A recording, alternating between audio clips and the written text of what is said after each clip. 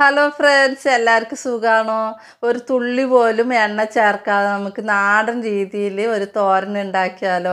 അതെങ്ങനെ ഞാൻ കാണിക്കാം. Welcome to my channel. ഇപ്പോൾ മുരിങ്ങയുടെ ഇല തോരനാണ് ഞാൻ ഈ വ്ളോഗിൽ കാണിക്കുന്നത്. ആദ്യമേ കഴുകി വൃത്തിയാക്കിയ മുരിങ്ങയുടെ ഇല ചേർത്തു. അതിനാവശ്യമുള്ള 2 സവാള ചെറുതായിട്ട് മുറിച്ച് അതും കൂടി ചേർത്തു. അപ്പോൾ തേങ്ങ ചിരകിയത് അരമുറി തേങ്ങയിൽ ഒരു നുള്ളി ചെറിയ ജീരകം, എരിവിനാവശ്യമുള്ള പച്ചമുളകും കൂടി ചതച്ചെടുത്ത് തേങ്ങയാണ്, അതും ചേർത്തു.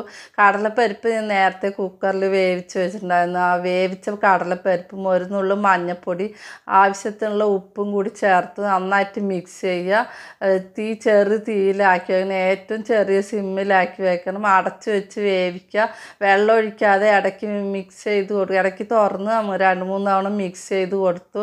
അപ്പോൾ മിക്സ് ചെയ്ത് അത് നന്നായിട്ട് വെന്ത് കഴിയുമ്പോൾ നമുക്ക് ഇറക്കി ചോറിന് കൂട്ടി കഴിക്കാവുന്ന നല്ലൊരു തോരനാണ് ഇത്. ഹെൽത്തിയുമാണ്, ആരോഗ്യത്തിന് നല്ലതാണ്. ഇതിൽ ഒരു തുള്ളി പോലും ഞാൻ എണ്ണ ചേർത്തിട്ടില്ല, എണ്ണയുടെ ആവശ്യമില്ല. നല്ല ടേസ്റ്റാണ്. നിങ്ങളെല്ലാവരും ഉണ്ടാക്കി നോക്കണേ.